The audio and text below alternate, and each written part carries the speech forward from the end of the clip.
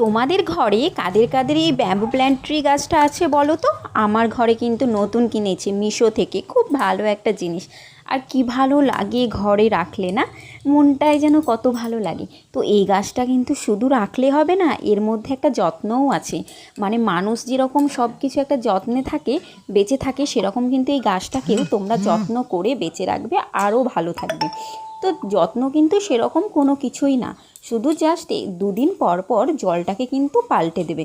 আর হ্যাঁ, অবশ্যই জলটা কিন্তু নর্মাল ওয়াটার না, মানে পিউরিফায়ার কোনো ওয়াটার দিয়ে কিন্তু জলটা তুমি পাল্টে দেবে, হ্যাঁ। আর এমনি যে কলের জল এটাতে কিন্তু দেবেই না। হ্যাঁ, আর কি বলো তো, আমি প্রতিদিন 2 দিন অন্তর অন্তর জলটা চেঞ্জ করি।